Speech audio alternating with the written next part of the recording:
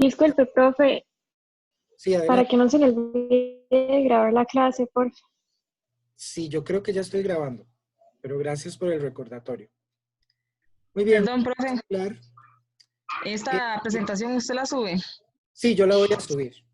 Sí, Ok, tuve el gracias. chance de subir ahora el PowerPoint, pero apenas termine lo subimos y obviamente subimos la clase grabada.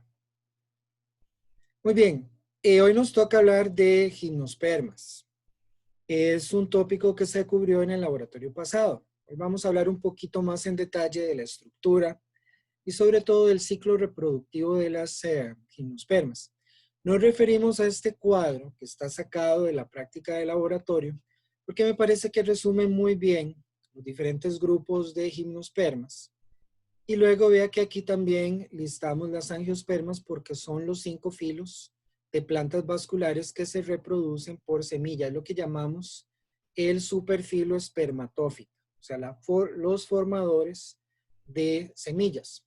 Como pueden ver, dentro de las plantas que producen semillas, las más abundantes y diversas son las angiospermas, que de fijo este número de 268,000 puede que se quede corto, ya deben andar por ahí de las 300,000 especies. Angiospermas es un filo que continúa diversificándose. Dentro de las plantas vasculares con semillas, pero sin flor, o sea, semillas desnudas, las gimnospermas, las coníferas son muy importantes. El filo coniferófita, que también se le llama pinófita, son importantes ecológicamente en términos de cobertura boscosa, los bosques de coníferas, de Norteamérica, de las áreas templadas de Sudamérica, de Australia, la taiga en Rusia, están dominadas por este tipo de árboles. Y vean que no son tan diversas, incluso todas las gimnospermas, si las comparamos con las angiospermas. De hecho, dentro de las gimnos está Ginkgofita, Ginkgo biloba, que solamente tiene una especie, que se ha calificado, se ha llamado como un fósil viviente, porque casi no ha variado.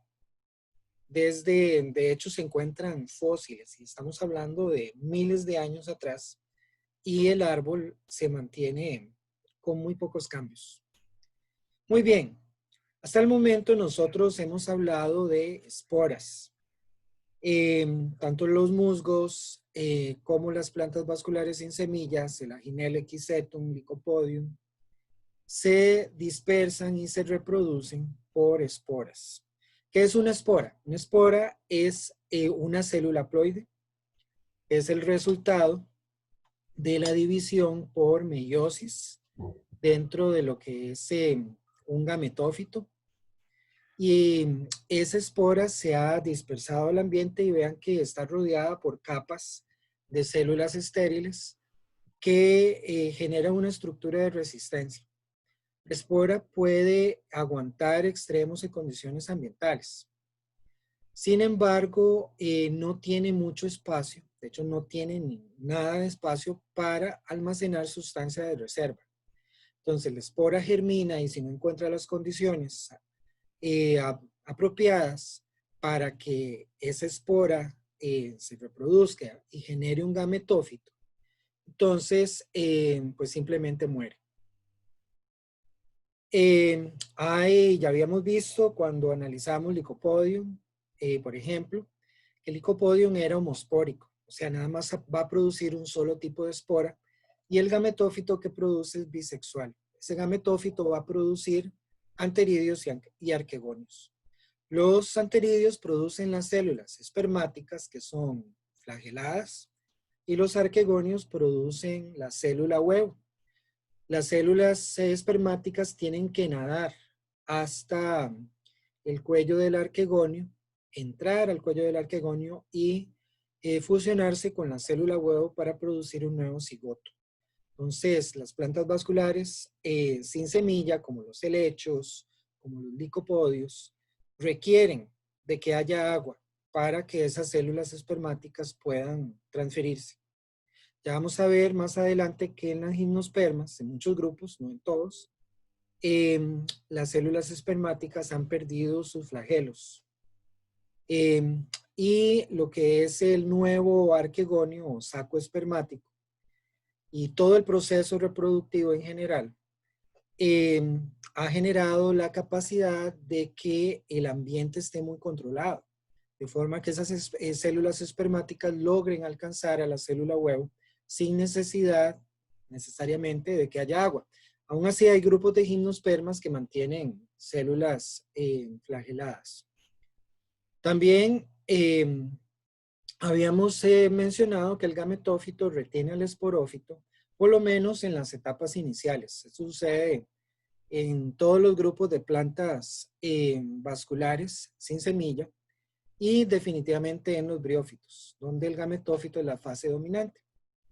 Entonces, pero en los otros grupos de plantas terrestres, las plantas vasculares sin semilla y las plantas con semilla también, ahí ya el gametófito va a retener al esporófito por periodos variables, al menos inicialmente cuando este esporófito está en las primeras etapas de crecimiento, o de una manera permanente, como sucede en los musgos. Ya vamos a ver que a medida que alcanzamos otros grupos, gimnospermas, por ejemplo coníferas, y sobre todo angiospermas, la duración de ese gametófito va a ser muy corta. Es decir, aquí los papeles se han invertido. El gametófito va a durar muy poquito. Bueno, ¿qué ventajas presenta una semilla en relación con una espora? ¿Y por qué la semilla ha sido crítica para el éxito de las espermatófitas? Si los comparamos, por ejemplo, con otros grupos de plantas vasculares sin semilla o con los briófitos y con los musgos. Bueno, aquí se los menciono, les digo que la razón es sencilla. La semilla tiene un gran valor en la sobrevivencia de las plantas, por muchas razones. Nosotros definimos una semilla como un óvulo fertilizado. O sea, es un embrión, ¿verdad? Ya es primero el cigoto se multiplica y forma un embrión. Y ese embrión se deshidrata. Y además está acompañado de materia de reserva, que se llama endosperma. Y además de tener un material de reserva, está muy protegido por capas de células estériles que forman la cubierta seminal. Entonces, la semilla es un paquete donde tenemos al nuevo esporófito. Es como una nave espacial pequeñita, es como una cápsula. Entonces, la podemos dispersar en el tiempo y en el espacio. ¿Qué quiere decir eso? Dispersarse en el tiempo y en el espacio. Dispersarse en el espacio es cuando la semilla es dispersada. Y usualmente eso sucede por diferentes mecanismos. Por ejemplo, en la gran mayoría de las gimnospermas es por el viento o por gravedad. En pocos grupos, son pocos los grupos que involucran, por ejemplo, un organismo vertebrado que pueda dispersar esa semilla. En las angiospermas ya es diferente, ahí la dispersión por animales es básicamente la regla. Eso es dispersarse en el espacio, es encontrar otros hábitats, otros ambientes, alejarse de la planta madre y colonizar nuevas regiones. Entonces la semilla es un mecanismo que sirve para que las plantas se dispersen espacialmente. Y también sirve para dispersarse temporalmente, porque hay que recordar que ese embrión, junto con su material de reserva, se encuentra en un estado latente. Y la latencia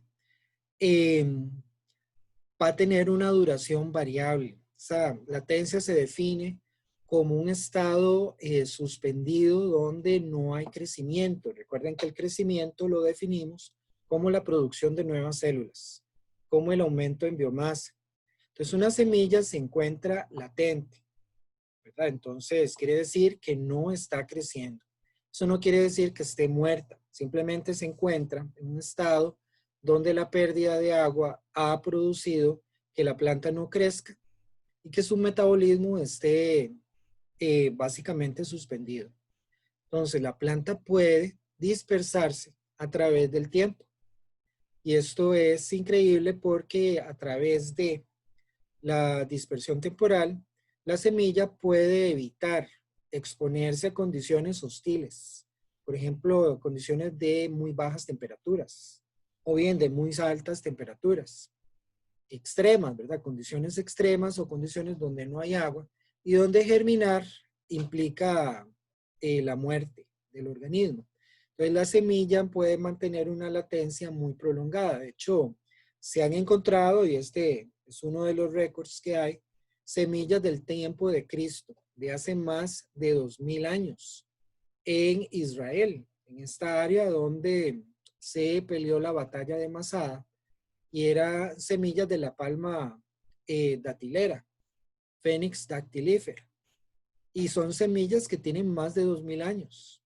Y las pusieron a germinar y tenemos palmas dátiles del tiempo de Cristo. Esto es algo impresionante. En las plantas tropicales la latencia es muy corta. Incluso en algunas especies es inexistente. O sea, las semillas tienen que germinar casi inmediatamente.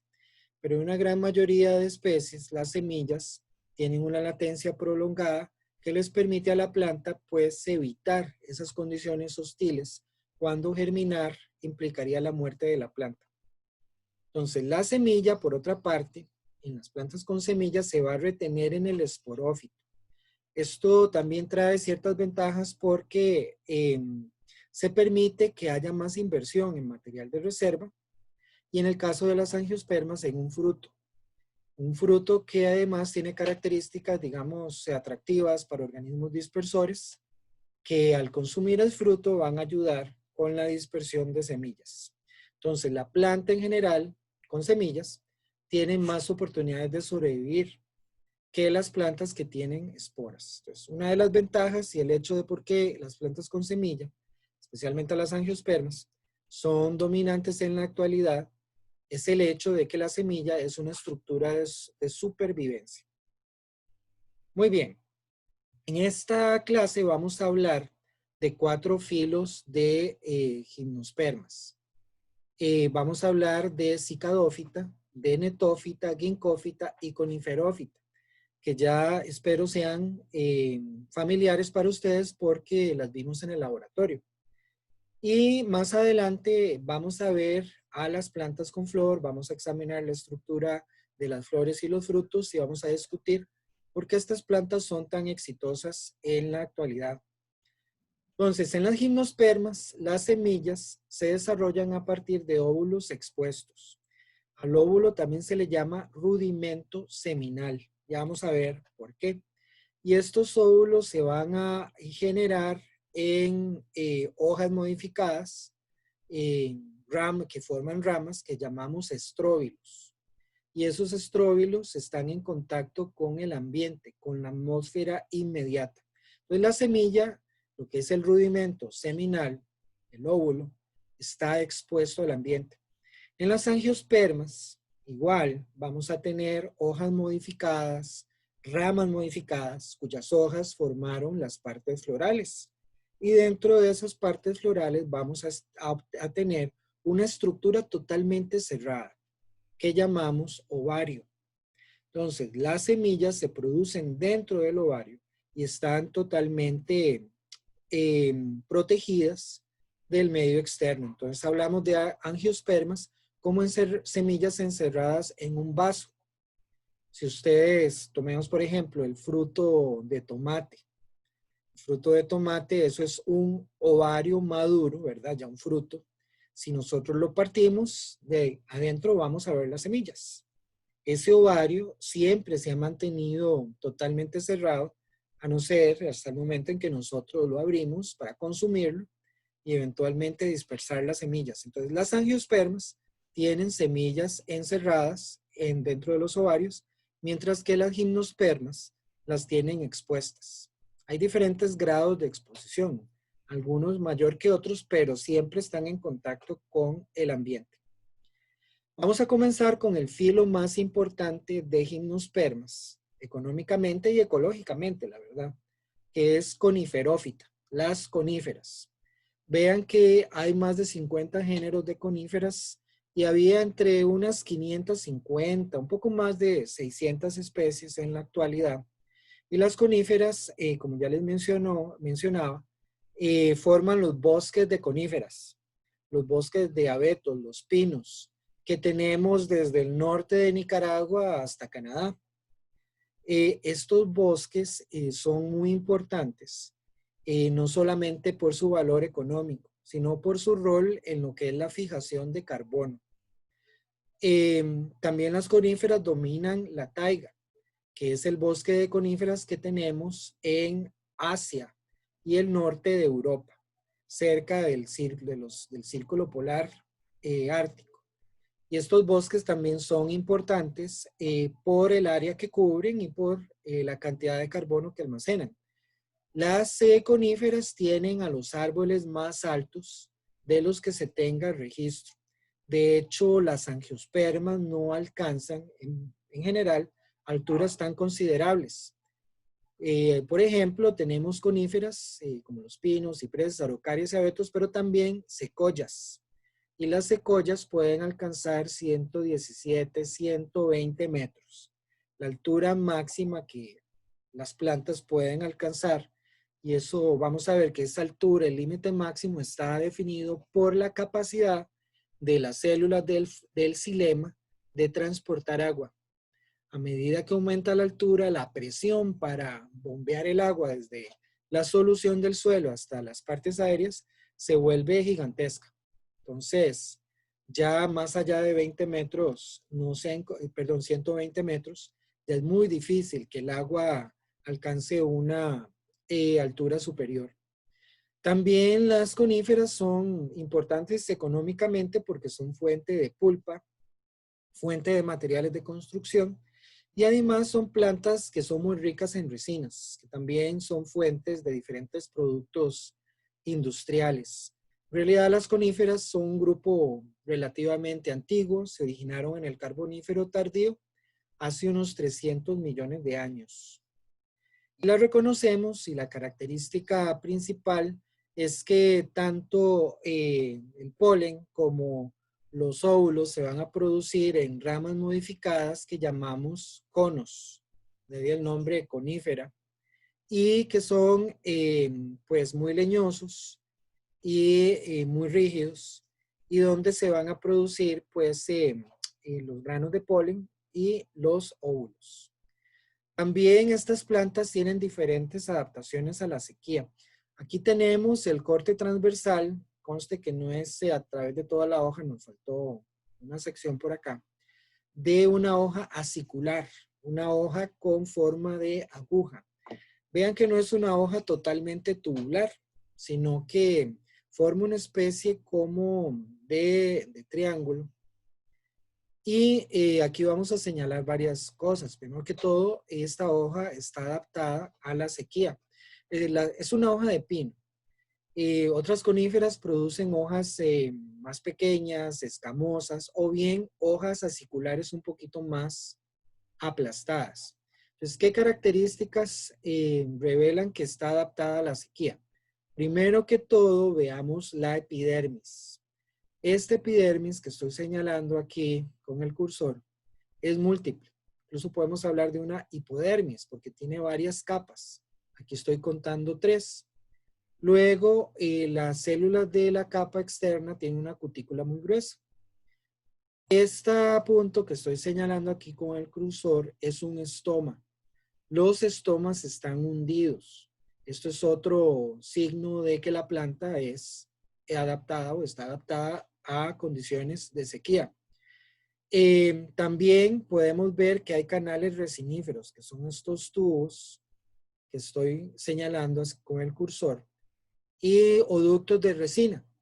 La resina sirve para proteger a la planta contra el daño por herbívoros. Son sustancias pegajosas que a veces causan reacciones alérgicas en los organismos que intentan comerse a la planta.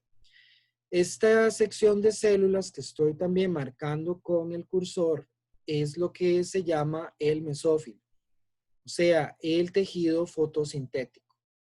Inmediatamente después del mesófilo voy a tener una línea de células que forma la endodermis. Esta línea de células tiene paredes gruesas, siempre son paredes primarias, son células vivas, pero la endodermis evita la pérdida de agua. Inmediatamente después de la endodermis tenemos el tejido de transfusión que es el que transfiere el agua y los nutrientes del interior de lo que es el cilindro vascular que estoy marcando acá hacia el resto de la hoja. Aquí vamos a tener xilema y floema en lo que es el cilindro vascular. Entonces el cilindro vascular se encuentra protegido por un endodermis. Entonces, ahí la idea es evitar la pérdida de agua.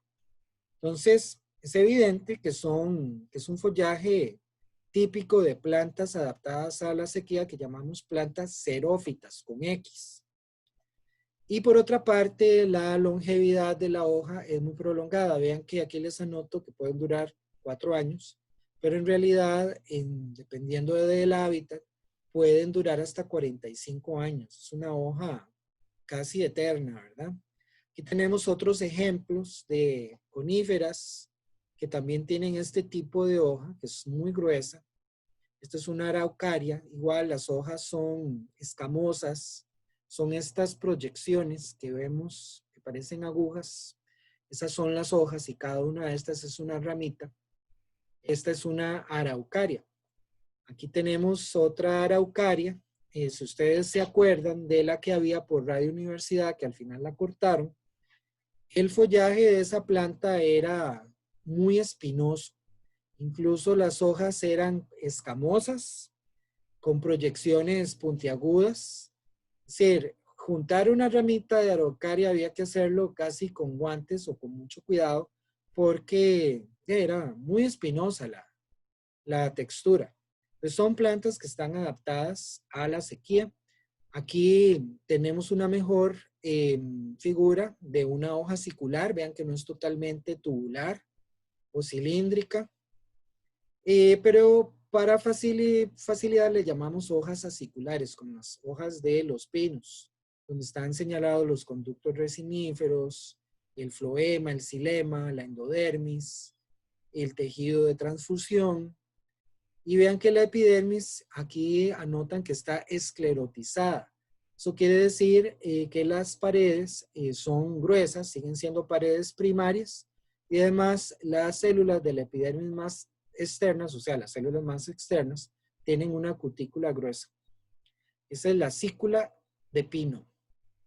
Bueno, ahora vamos a hablar un poquito de lo que es el ciclo de vida. Yo sé que esta parte es un poco aburrida porque tiene muchos detalles, entonces vamos a intentar resumirlo de la manera más clara posible. Vamos como ya habíamos mencionado, en las coníferas vamos a tener dos tipos de conos o estróbilos. Vamos a tener conos masculinos y conos femeninos. Como se mencionó en la clase de laboratorio, los conos masculinos son más pequeños que los conos femeninos y usualmente los vamos a tener en la parte inferior del árbol, porque la idea es que no haya polinización cruzada, que esa probabilidad sea baja. Entonces los conos en un mismo árbol, conos masculinos, lo vamos a tener en la parte inferior de la copa, y los conos femeninos, que son más grandes, son más leñosos, los vamos a tener en la parte superior de la copa del árbol. Ahora, los conos masculinos producen los granos de polen, y esos granos de polen se van a producir en escamas modificadas que se llaman microesporangios. Los microesporangios van a producir microesporocitos, o sea, células madre de microsporas que son las que sufren la meiosis. Y cada microesporocito nos va a generar un grano de polen.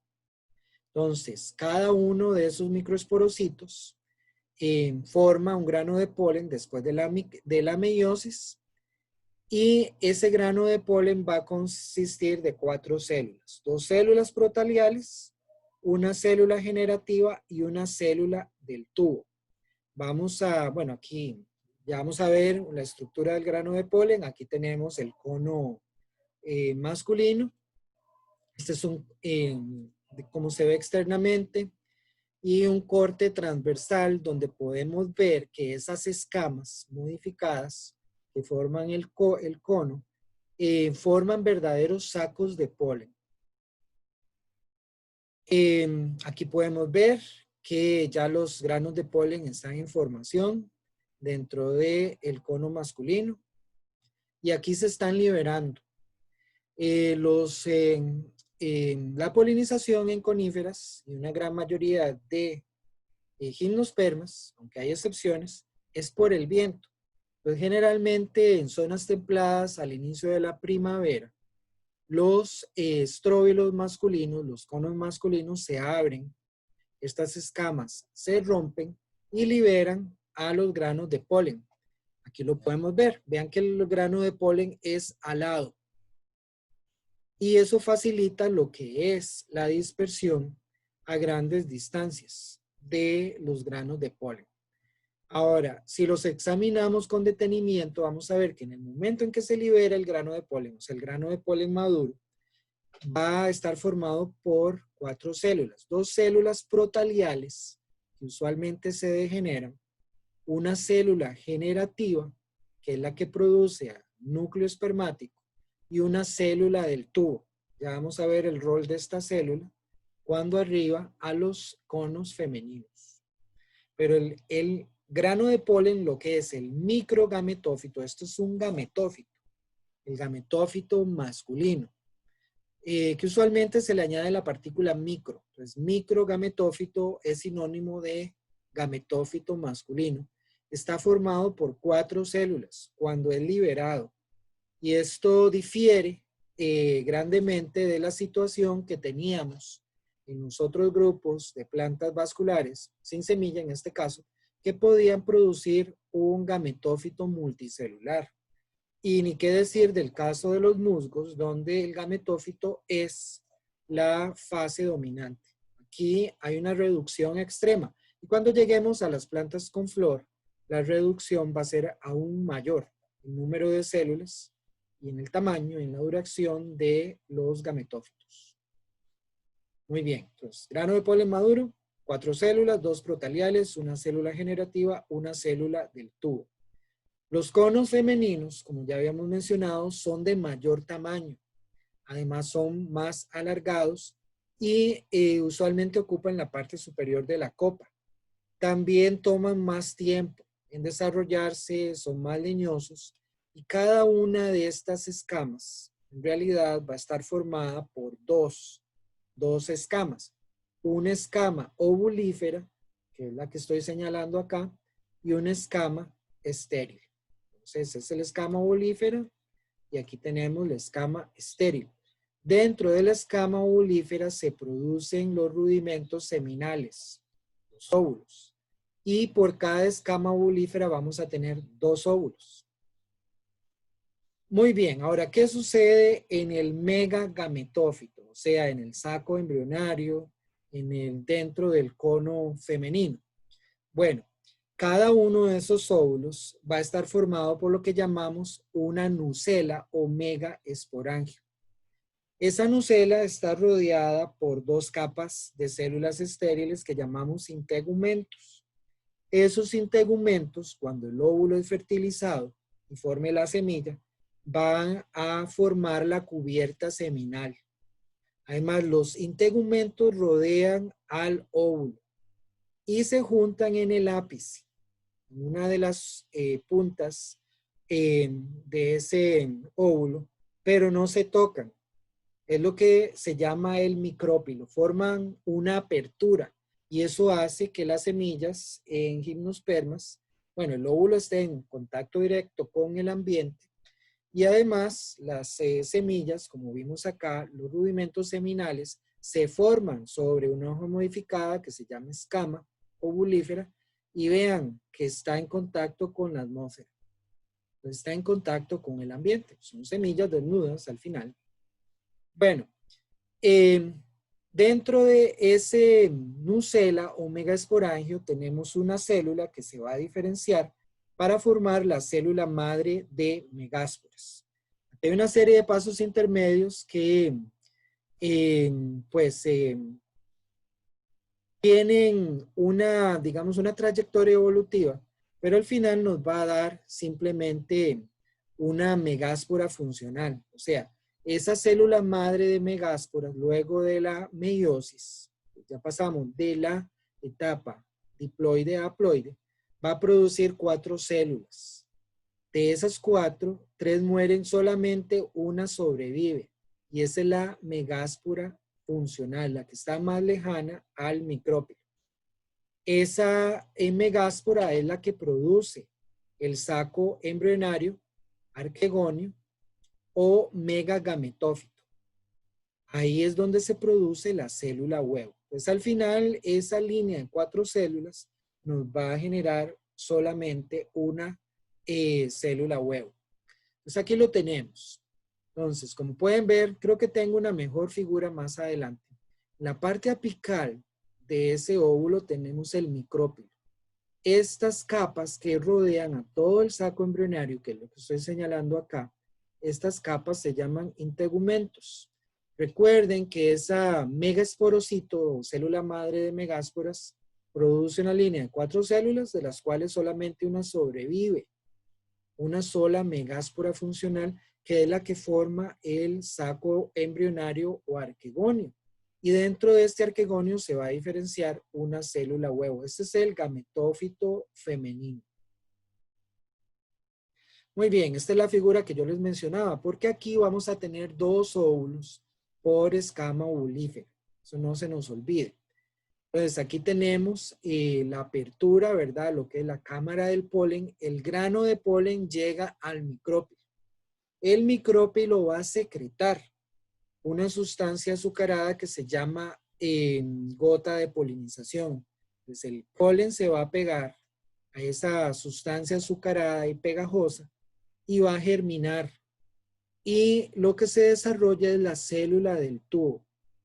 Y entre la célula del tubo viene la célula espermática, ¿verdad? Que atraviesa, es una célula que está dentro de otra célula, que es la que al final va a madurar y va a alcanzar a la célula huevo, a alcanzar el óvulo y se va a fusionar con la célula huevo para producir un nuevo cigoto.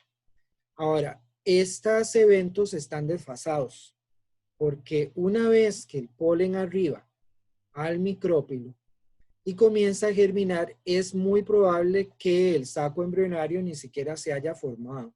Pues a veces pasan meses y en el ínterin ese polen va germinando y va desarrollando el tubo polínico.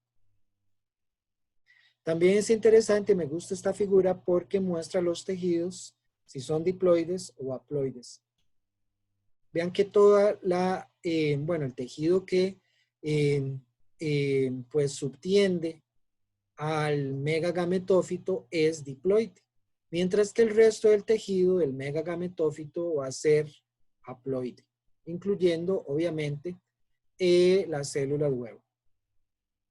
Y ya para terminar, para movernos a la siguiente diapositiva, nada más indicarles que por cada escama ovulífera tenemos 2 rudimentos seminales o bien 2 óvulos. Bueno, estos son los conos femeninos. Ya habíamos hablado de la gota de polinización, que tiene lugar cuando los conos están abiertos, ¿verdad? Eso es importante, los conos femeninos pueden abrirse y cerrarse. Pues cuando están receptivos, se abren y generan esa gota de polinización durante la primavera. Los granos de polen quedan pegados y a medida que esa gota de polinización se evapora, los arrastra, ¿verdad?, al interior del rudimento seminal. Entonces, en ese momento, al final de la primavera, ya los conos femeninos se cierran y todo el proceso tiene lugar, digamos, en un ambiente más controlado. Aquí lo podemos ver. Pues ya entraron los granos de polen, ya han sido arrastrados y eventualmente esos granos van a germinar. Permiso, profe, pero este proceso se da, o sea, ya en esta altura la semilla ya no está en el árbol, ¿o? No, sí, la semilla está en forma, es decir, aquí todavía no podemos hablar de semilla. Ah, ok. ¿Cuándo podemos hablar de semilla? Cuando, todos estos tejidos aquí maduran. Incluso no podemos hablar de semilla cuando se da la fertilización, porque se da la fertilización, se forma el cigoto. Ese cigoto tiene que formar un embrión y además tienen que madurar otras partes del gametófito femenino que va a formar lo que llamamos el endosperma. Lo que es el resto del gametófito, que se le llama nucela, ¿verdad? Va a formar un cuerpo nutritivo que le va a servir al embrión. Entonces, nos estamos adelantando un poquito, pero no importa. Lo que sucede es que una vez que estos tejidos maduran y ya se formó el embrión, ya el cigoto se dividió varias veces y ya lo que tenemos es un embrión, entonces va a madurar el endosperma y también madura los integumentos que forman la cubierta seminal. Y también parte de los tejidos de esta parte contraria al micrópilo se van a desecar y van a formar una especie de ala. Entonces la semilla se va a dispersar una vez que el cono se abra, ¿verdad? Y va a tener pegada un ala. Toda la estructura se llama diáspora o estructura de dispersión. Y eso sirve, bueno, la semilla salada sirve para que la dispersión de la semilla sea por viento. Lo importante de anotar aquí es que este proceso, la fertilización, tiene lugar cuando el cono está cerrado. Esto no es un detalle trivial, el cono está cerrado y a veces pueden pasar unos cuantos meses, ¿verdad? Entonces, una vez en el interior y cuando ya ha germinado, ¿verdad? Ese grano de polen, las células protaliales se degeneran, la célula generativa se divide una vez más y genera una célula espermatógena y una célula estéril. Pues la pregunta aquí es ¿por qué no sobreviven las dos células espermatógenas? No lo hacen, solamente una sobrevive. Y al final tenemos dos células funcionales, una célula espermatógena que está dentro de la célula del tubo. Es una célula que está dentro de una célula. Y aquí lo importante es anotar, y esto también sucede en angiospermas, que esta célula del tubo crea ese ambiente de humedad total que independiza a la planta de que haya agua en el ambiente para que ocurra la fertilización. Es un punto importante. Entonces, la maduración del cono puede tomar meses, puede tomar hasta 22, 6 meses, hasta un año. Entonces, es increíble, de acuerdo con la especie, a veces ese proceso de fertilización y desarrollo, ¿verdad?, del megagametófito es muy lento. Entonces, la reproducción en coníferas es lenta, porque es el proceso de fertilización, maduración del cono femenino es muy lento. En angiospermas es súper rápido. A veces puede ser o suceder en cuestión de horas. Es otra diferencia importante. En las coníferas, en este caso, gimnospermas en general, es mucho más lento que en angiospermas. Entonces ese gametófito femenino va madurando dentro del cono femenino. La célula espermatógena al final se divide, produce dos núcleos espermáticos. Un núcleo se fusiona con la célula huevo y produce un cigoto y todos los demás núcleos degeneran nuevamente. Esa célula espermatógena nada más produce un núcleo espermático. En angiospermas hay dos células espermáticas. Una fertiliza a la célula huevo y otra fertiliza a otra célula, que en angiospermas se llama la célula central y produce un endosperma triploide, porque la célula central es binucleada. Eso es en angiospermas. Aquí no, aquí nada más un núcleo espermático fertiliza la célula huevo y hasta ahí llegó el asunto. En angiospermas, un núcleo espermático fertiliza la célula huevo y produce un cigoto. Esta es la primera fertilización. Y la otra célula se fusiona con la célula central y produce el endosperma triploide, la segunda fertilización. Por eso en angiospermas se dice que hay una doble fertilización. En gimnospermas solamente hay un grupo donde eso sucede, que es netófita. Pero ahí se produce un embrión extra y al final ese embrión muere y el tejido que forma lo consume el otro embrión.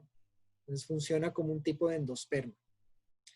Bueno, Eso sucede, ¿verdad? Estos eventos suceden cuando el cono femenino está cerrado, ¿verdad? Se forma el cigoto, ese cigoto eventualmente por mitosis produce un embrión y al final el endosperma, vean que se madura, ¿verdad? Todos los vestigios del gametófito femenino van a ser consumidos por el embrión en desarrollo. O bien, ya sea en los primeros estadios del desarrollo embrionario, o bien cuando la semilla se libera y va germinando, esa semilla va a tener un poco de material de reserva, que es lo que llamamos endosperma. Entonces, eventualmente, esos integumentos, recuerden que los integumentos son las capas de células estériles que rodeaban al óvulo, van a madurar, se vuelven coriáceos y forman la cubierta seminal. Y el resto de los tejidos forman una especie de ala, forman el ala en realidad. Entonces, esta semilla es alada y ahora sí, el cono se abre. Bueno, aquí tenemos la estructura ya de lo que es la semilla, ¿verdad? Aquí tenemos incluso varios cotiledones que son hojas embrionarias.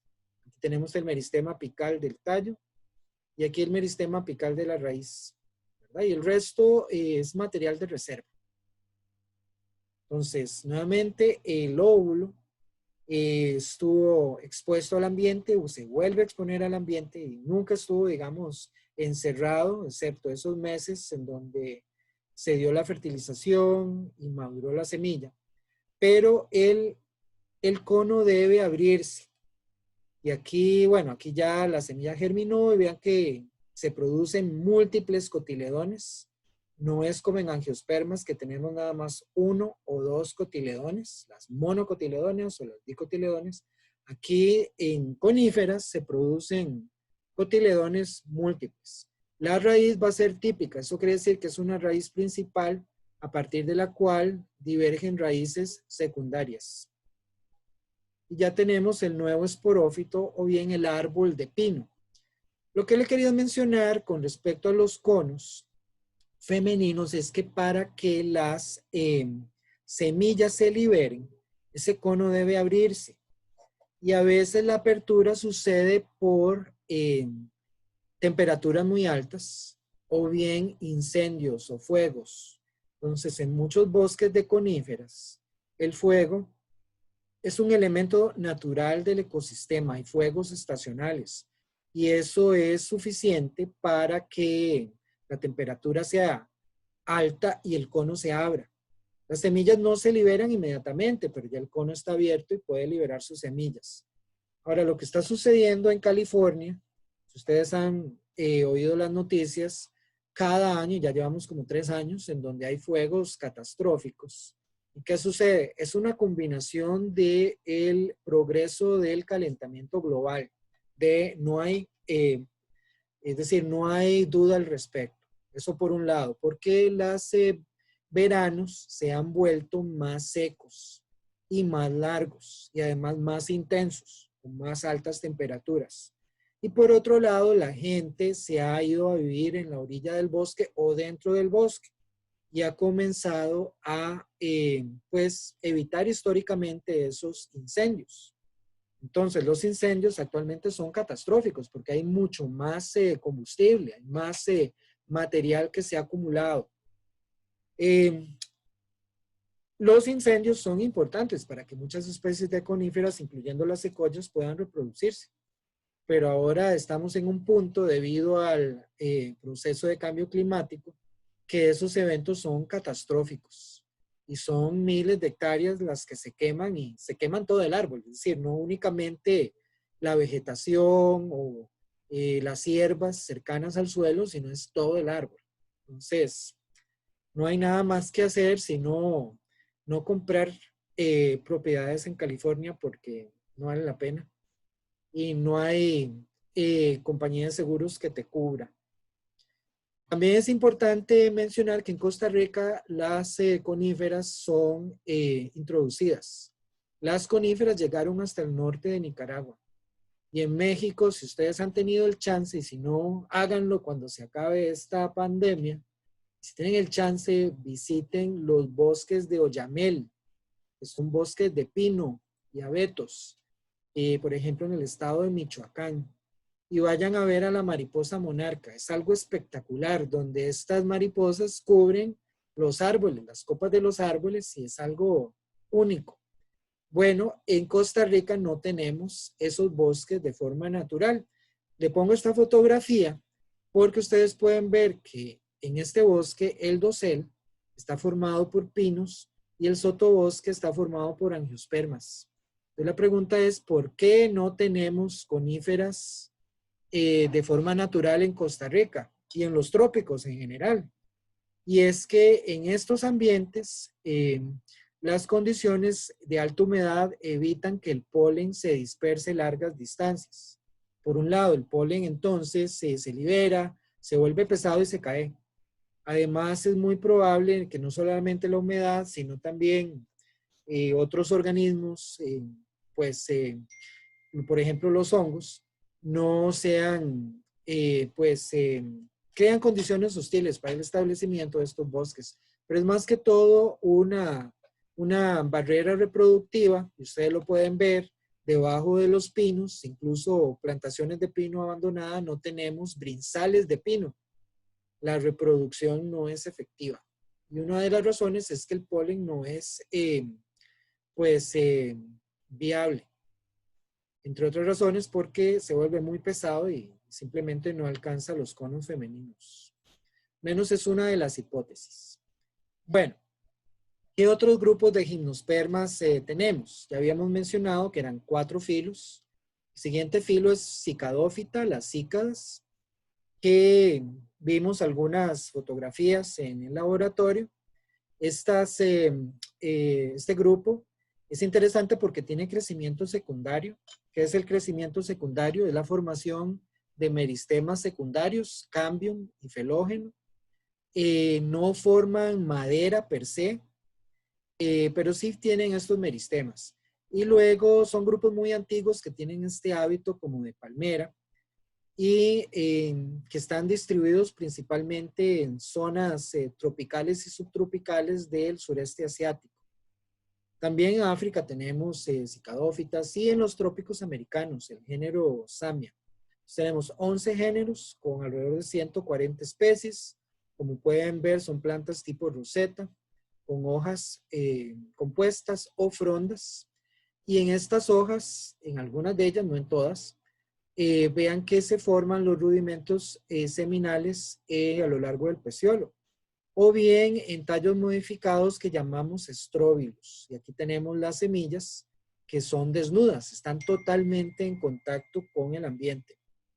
Aquí los podemos ver, las semillas ya formadas a lo largo de estas ramas modificadas o estróbilos. Entonces hablamos de estróbilos masculinos, como en este caso, que forman los granos de polen, y estróbilos femeninos, como en este caso, que ya están con las semillas maduras. Samia es un género de cicadófitas nativas a Costa Rica. Aquí hay 4 especies y en el texto del laboratorio yo se las había señalado. Ahorita no recuerdo a las 4, pero Samia a veces se confunde con una palma, a veces la gente lo confunde con un helecho. No es ninguna de los dos casos, es una cicadófita. Las hojas son coriáceas. De hecho, estas plantas tienen un alto potencial como ornamentales y no se usan tanto en la industria ornamental porque crecen muy lentamente. También tienen la capacidad de cambiar de sexo. Comienzan con el sexo, digamos, más barato, me van a perdonar, pero comienzan con el sexo que requiere menos recursos, que es el sexo masculino. Y a medida que la planta adquiere pues, mayor tamaño, mayor recursos, cambia a producir óvulos que son más caros, que requieren más energía por parte de la planta. En Costa Rica, Samia es polinizada por coleópteros. Hay una especie de lepidóptero que se come las hojas, pero sí, es decir, es catastrófico para la planta si la encuentra, porque la deja desnuda. Y además, bueno, no se sabe muy bien qué la dispersa, qué dispersa las semillas. Sí se sabe que la polinización es por coleópteros. Y esto pues tiene ciertas ventajas en el bosque lluvioso porque las gimnospermas, Sisami es una gimnosperma, que han logrado establecer relaciones simbióticas con organismos, pues han logrado sobrevivir en estos ambientes. Estamos hablando de bosques muy húmedos, de elevaciones medias y bajas, tanto en el Caribe como en el Pacífico. Son plantas, como les menciono, muy lindas, con un enorme potencial ornamental. La otra filo de Profe, gimnospermas, sí, disculpe, ¿qué era eso? Coleópteros, creo que decía la palabra. son abejones, escarabajos. Ah, ok, ok. Gracias. Ginkgo, el filo Ginkgophyta, solamente una especie, Ginkgo biloba. En Costa Rica no es muy frecuente. No sé si en la ciudad universitaria habrá, creo que no lo he visto. Pero es una planta que se utiliza mucho en ciudades porque es resistente a la contaminación. De hecho, es muy bonita. Es originaria de China y Japón, de zonas templadas, y además es un fósil viviente. No ha variado nada en 150 millones de años, lo cual quiere decir que es relativamente exitoso, al menos en su hábitat nativo. Vean que las hojas tienen esta forma aplanada, como de abanico. Son muy hermosas. De hecho, el hábito del árbol es bonito. Ya vamos a ver una foto de un árbol completo. Y un error muy común que ustedes a veces encuentran en sitios de internet y blogs es que a estas estructuras les dicen frutos. ¿Por qué eso es un error? Pregunta de examen. Se los digo porque se los voy a poner y apuesto que lo van a sacar mal. ¿Por qué decir que esos son frutos? Eso es incorrecto. De hecho, la textura de este material, de este tejido, es suave. Y cuando caen al suelo, se pudren y dan un olor terrible como de mantequilla podrida. Creo que es exacta la analogía. Pues sí, huelen mal. Profe, Sí. perdón.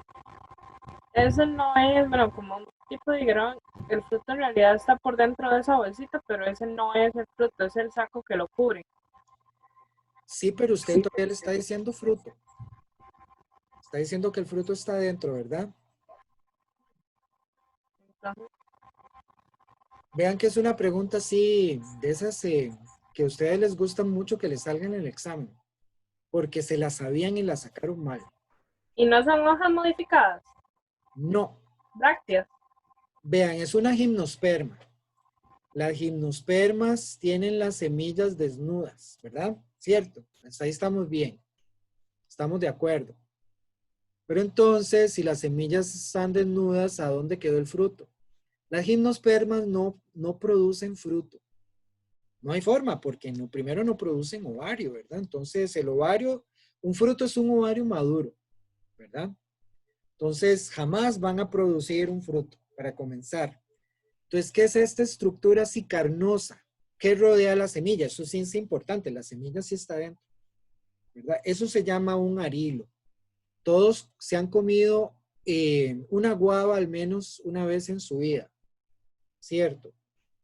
O se han comido un mamón chino, ahora que están de moda. Ay, qué rico un mamón chino. Ya me antojé. Bueno, esa parte carnosa del mamón que rodea la semilla es lo que llamamos un arilo. Y es lo que está rodeando aquí a las semillas de ginkgo. Esto no es un fruto, es simplemente una semilla que tiene un arilo. La semilla de guava, lo que comemos de la semilla, que es ese tejido blanco, ¿verdad? Que parece algodón. Eso es otro arilo, ¿verdad? Pero no es un fruto. Entonces, esto sigue siendo una semilla desnuda que simplemente está cubierta por un arilo, ¿verdad? Bueno, el siguiente filo de gimnosperma es netófita. Tenemos una especie, ajá, Perdón, ¿y cómo se escribe eso? Así nada más como suena. Arilo. arilo, sí, así como suena, arilo. Los Ok. arilos los tenemos en el mamón, tanto el mamón, digamos, el que había acá o el que todavía hay, que no es el mamón chino, el que tiene la cáscara, digamos, lisa. Ese tejido así carnoso es el arilo. También bueno, en la semilla de guava, en el mamón chino. ¿Qué otras semillas tienen arilo? Bueno, hay varias. Y eso también sucede en el caso de Netum. Aquí se lo voy a presentar. Netum es una liana. Vean que el filo es netófita, es una gimnosperma, ¿verdad? Las semillas están desnudas. Y sin embargo, Netum produce también este tejido, arilo, que cubre las semillas. Igual ustedes se van a encontrar en sitios en internet, y nuevamente es un error, decirle que esto es un fruto, ¿verdad? A veces vienen marcados o rotulados fruto de Netum. Error, ¿verdad? Es incorrecto. Netum es una gimnosperma, las semillas están desnudas. Solo que Netum es interesante y posiblemente esté relacionado filogenéticamente con angiospermas por lo siguiente. Primero que todo, tiene vasos en el xilema, o sea, elementos de los vasos. Y las gimnospermas casi universalmente tienen traqueidas. Cuando hablemos de xilema, vamos a ver que hay dos tipos de células del xilema que transportan agua. Bueno, hay más, pero las principales son los elementos de los vasos, que están en angiospermas, y las traqueidas, que están en gimnos. Bueno, Netum, sucede que Netum tiene elementos de los vasos. Luego, la venación de las hojas es reticulada. Esto es como ver una hoja de angiospermas. Y ya habíamos visto que en la gran mayoría de las coníferas la venación es diferente y la estructura de la hoja es casi tipo xerófita, incluyendo cicadácea y quincófita. Luego, en Netum se da la doble fertilización. Recuerden que la doble fertilización es única en angiospermas. En gimnospermas, y cuando vimos el ciclo de vida de pino, casi se da, ¿verdad? Pero esa célula espermática se producen dos, una muere, solamente queda una, que es la que fertiliza la célula huevo. Entonces, hasta ahí llegó solamente una fertilización. En angiospermas, una célula espermática fertiliza la célula huevo y forma un cigoto, y la otra célula espermática fertiliza la célula central y produce el endosperma triploide. Hay doble fertilización. En Netum se da doble fertilización, pero no se forma endosperma. Se forma un embrión extra que muere y es consumido por el embrión que logra sobrevivir. Ese embrión extra tiene una función semejante al endosperma, es material nutritivo. Bueno, esto es Netum. Aquí en Costa Rica tenemos Netum y es nativa. La especie es Netum leiboldi. A veces uno se lo encuentra. La única manera en que uno sabe que hay Netum es porque se encuentra la semilla en el suelo, ¿verdad? Recuerden, no es un fruto. Aquí tenemos ya lo que sería una semilla más madura, con ese arilo ya comenzando a descomponerse. Y así es como luce la semilla de Netum. Una semilla muy bonita en realidad. Bastante grande esto, como pueden ver, tiene 4 centímetros de longitud. Bueno, el otro género dentro de Netófita es Ephedra. Ephedra es una gimnosperma que es trepadora. Creo que por aquí tengo esta fotografía. También es como arbustiva, trepadora, y es la planta que alcanza la mayor altitud en el planeta. Puede alcanzar los 5.300 metros en el Tíbet. Pues ya no hay hierbas, ya no hay ningún tipo de planta, pero Ephedra logra alcanzar esas elevaciones. Y lo tenemos, hay especies de Ephedra en Norteamérica, en Sudamérica, en todo lo que es Asia, Europa, el norte de África también, y obviamente en el Tíbet. Y tenemos esta otra planta que es como de otro planeta que se llama Welwitschia, que la tenemos en el desierto de Namibia. y es una planta muy extraña. No vamos a pasar como mucho tiempo o nada hablando de ella, pero estas hojas continúan creciendo, lo cual es interesante. Sucede muy pocas veces. Generalmente una hoja tiene lo que se llama crecimiento determinado, se alcanza un tamaño máximo. Hay excepciones de hojas que continúan creciendo y esta puede crecer por años, es una de las excepciones y la tenemos en el desierto de Namibia, Welwitschia. Bueno, en resumen, ya comenzamos con el superfilo embriófita o las plantas, perdón, superfilo espermatófita, las plantas con semilla que incluyen a las gimnospermas y a las angiospermas. Y la semilla la podemos definir como un embrión que tiene asociado sustancia de reserva, usualmente es el endosperma, y que además está protegido por una cubierta seminal. Ese paquete que llamamos semillas lo podemos almacenar, los podemos intercambiar, los podemos dispersar en el tiempo, lo podemos dispersar espacialmente. Es una estructura de sobrevivencia de las angiospermas. Entonces, también recordarles que tenemos esta tendencia ya en las plantas con semilla, que ya las células espermáticas flageladas son poco frecuentes. Las tenemos en cicadáceas, por ejemplo.